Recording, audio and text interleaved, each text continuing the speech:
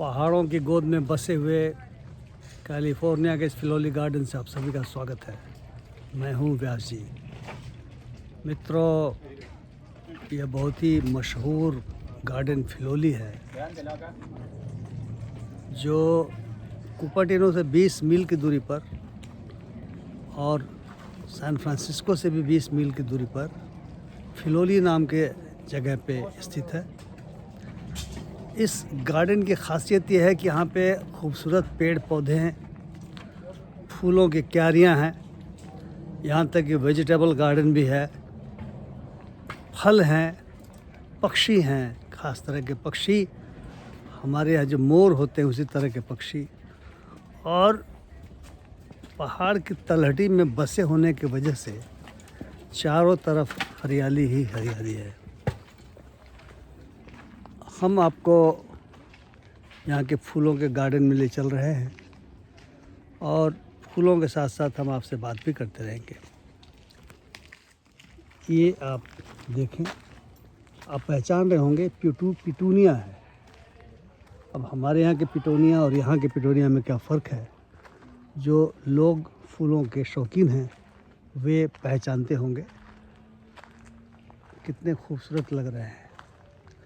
हालांकि उस खूबसूरती के पीछे कुछ इतिहास भी है और कुछ ऐसा भी इतिहास है जो उतना खूबसूरत नहीं है। ये पूरी ज़मीन जो काफ़ी लंबी चौड़ी है और हम सारी ज़मीन को, पूरे गार्डन को जहाँ तक फैला है, इस छोटे से वीडियो में कवर नहीं कर सकते, लेकिन इतना ज़रूर बता सकते हैं कि पूरी ज़मीन यहाँ के आदिवासी कबीलों के लोगों की थी। और आप सभी जानते हैं अमेरिका के रक्त रंजित इतिहास के बारे में। स्पेनियों ने आकर के और उसके बाद यूरोपियनों ने आकर के यहाँ के कबीले में जो लोग रहते थे उनको बर्बाद किया, उनकी ज़मीनें हड़प ली और कह सकते हैं कि अन्याय किया, ऐतिहासिक रूप से अन्याय किया। और उस अन्याय के बाद इस जगह को अमेरिकी सरकार ने कुछ लोगों को दिया। अंत में रोथ दंपत्ति के पास ही ज़मीन गई और उन्होंने यहाँ पे अपना कंट्री होम बनाया, खूबसूरत इमारतें बनाई और गार्डन बनाया। बाद में अमेरिका के जो ऐतिहासिक जगहें हैं उन जगहों को संरक्षित करने के लिए एक नेशनल ट्रस्ट बना, national trust for preservation of historical places, और उस ट्रस्ट को ये फिलोली उन्होंने दे दिया और वो ट्रस्ट ही इसको मेंटेन करता है। और आप देख सकते हैं कि सैलानी खूब यहाँ पे आते हैं। आज शनिवार का दिन है, धूप बड़ी तेज़ है, लेकिन सैलानी यहाँ पे घूम रहे हैं, टहल रहे हैं, देख रहे हैं। ये बेगोनिया नाम का फूल आप देख रहे हैं, इसका पूरा का पूरा गार्डन है। कह सकते हैं कि तश्तरी में रखे हुए किसी खूबसूरत गिफ्ट की तरह से ये फैला हुआ है। यहाँ पे रोज़ गार्डन भी है। हम उस रोज़ गार्डन में भी चलेंगे, लेकिन इसके पहले आप देखिए सूरजमुखी के पेड़, सूरजमुखी के पौधे, सूरजमुखी के फूल आपको दिख रहे होंगे। और ये यहाँ से दिख रहा है पूरे गार्डन का एक विहंगम दृश्य।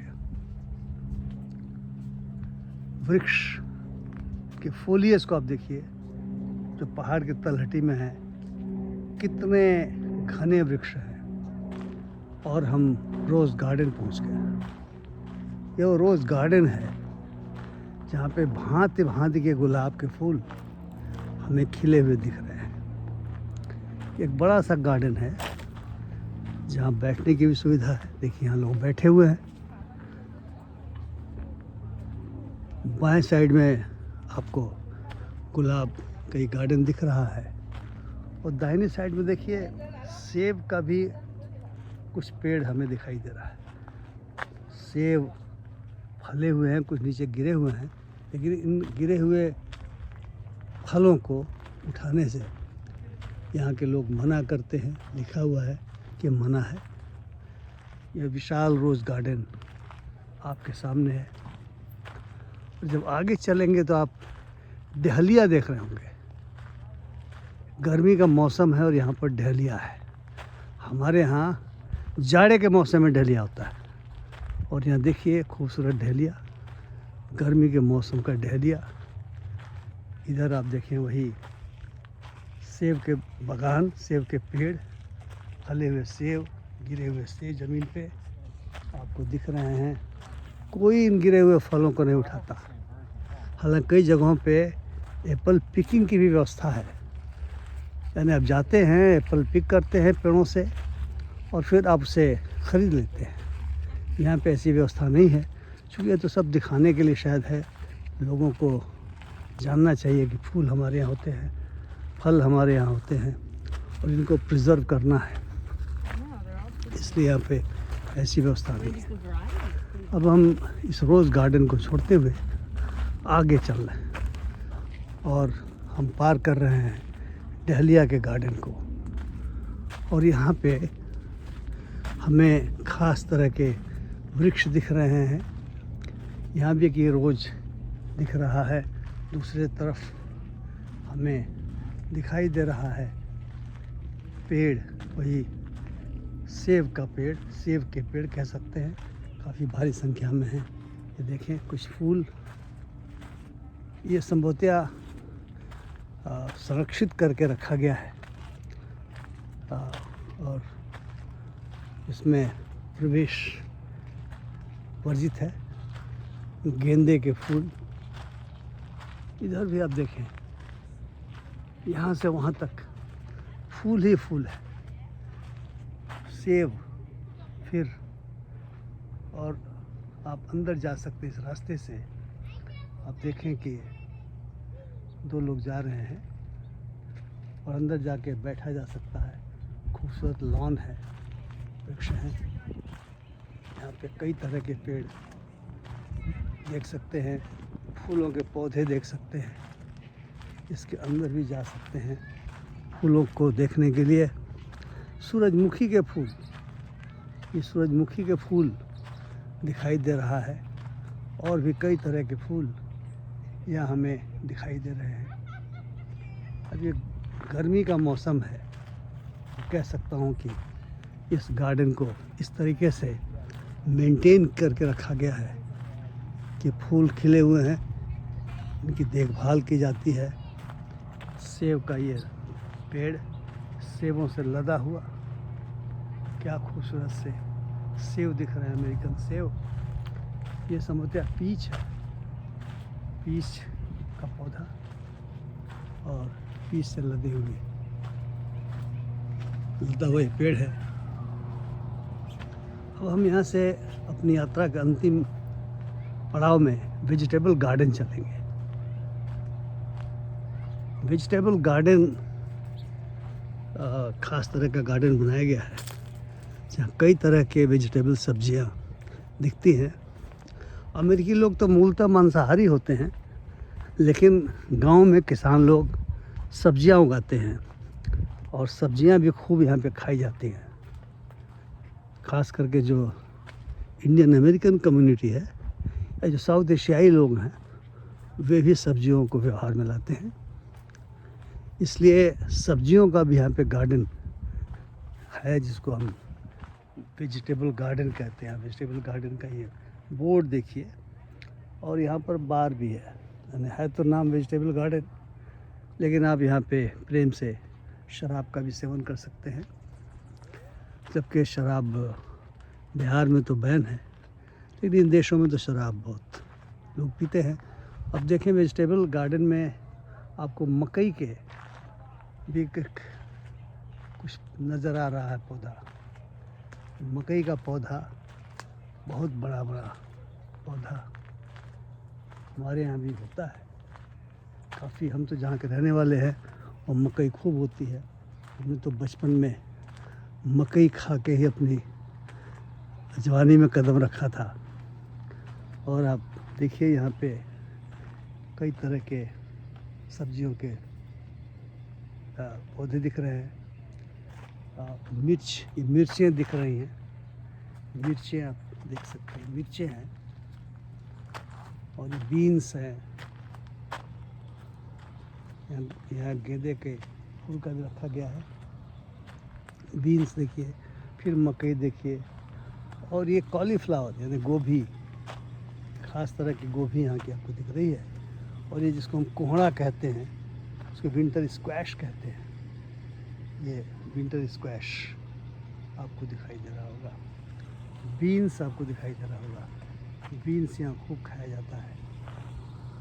और आपको ये लेट्टुस अंग्रेजी में कहते हैं, हम अपने यहाँ सलाद का पत्ता कहते हैं।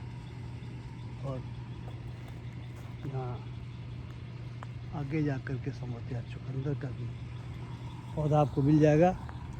ये बैगन है, देखिए बैगन, ये हमारे यहाँ के बैगन से मिलता जुलता इसका बैगन है। और ये ज़बरदस्त ढंग से बड़े बड़े ये मिर्चें हैं। वाह, क्या मिर्चें हैं। अब तीखे हैं कि नहीं तीखे हैं मैं नहीं कह सकता, लेकिन बड़े ज़बरदस्त हैं। बहुत बड़े बड़े मिर्चें हैं, बहुत ज़बरदस्त हैं। जो खाने वाले होंगे उनको समझ में आ रहा होगा कि कितना आनंदित वो उससे होते होंगे। देखिए कोहड़ा रखा गया है, इस कद्दू, इसका इस्तेमाल यहाँ एक ख़ास तरह का पर्व होता है उसमें खूब किया जाता है। और वो पर्व मूलतः मुर्दों के ऑनर में किया जाता है। हैलोवीन उसका नाम है। हैलोवीन की यहाँ पे काफ़ी महिमा है कह सकते हैं। लोग अपने घरों में अपने पुरखों के लिए, जो मर गए, जो मृत लोग हैं, उनके लिए भोजन लगा कर रखते हैं। और वो आशा करते हैं कि पुरखे आएंगे और वो भी हमारे साथ भोजन में बैठेंगे। ये वेजिटेबल गार्डन का दूसरे तरह का बैगन गोलकार, ये खास तरह की सब्जी, ये कॉलीफ्लावर गोभी, ये लौकी, खास तरह की लौकी, इसको समर स्क्वैश कहते हैं। एक आपने देखा विंटर स्क्वैश, और ये समर स्क्वैश है। ये आप देखिए, ये लौकी, खास तरह की भी लौकी, कुछ टमाटर जैसा दिख रहा है। हालांकि इनको चाहिए कि नाम लिखा, हाँ टोमेटिलो कहते हैं, टोमेटो है, टमाटर है, टमाटर, इसलिए मैंने कहा टमाटर जैसा दिख रहा है। ये जो है सो कोई कद्दू या लौकी आपके सामने दिख रही है। तो इस प्रकार से हमने तो चुकंदर भी यहाँ पर देखा, अभी आपको दिखा नहीं पा रहा हूँ। चुकंदर भी है और बहुत तरह की सब्जियाँ हैं जो लोग इस्तेमाल करते हैं। तो मैं आशा करता हूँ कि आपने मेरे साथ फिलौली गार्डन की सैर कर ली और आपने इसको समझा जाना कि जो खूबसूरत पार्क यहाँ पे बने हुए हैं, जिन ज़मीनों पर बने हुए हैं, ये ज़मीनें कॉलोनियल लोगों ने, यानी जो उपनिवेशवादी लोग थे, स्पेन चाहे जो यूरोपियन लोग थे, उन्होंने आदिवासियों से छीनी थी और छीन करके अपने कब्ज़े में लिया। और उस पर ही पूरा का पूरा अमेरिका का बड़ा भूभाग बसा हुआ है। किसी की अपनी ज़मीन तो थी नहीं। मैक्सिको पर भी स्पेनियों ने कब्ज़ा किया था, और जो कैलिफोर्निया का इलाका है ये तो मैक्सिको इसके ही साथ था। और जहाँ पर हम खड़े हैं फिलौली, ये स्पेनियों के कब्ज़े में था। और जब मैक्सिको उससे मुक्त हुआ तो मैक्सिको के कब्ज़े में था। और बाद में अमेरिका के साथ मैक्सिको की लड़ाई हुई 1848 से लेकर 50 तक, और अमेरिकियों ने मैक्सिको को अमेरिका भी मिला लिया। तो ये इस फिलौली का भी इतिहास है। सुंदरता आपने देखी। अब मैं आपसे विदा लेता हूँ। बहुत बहुत धन्यवाद। नमस्कार।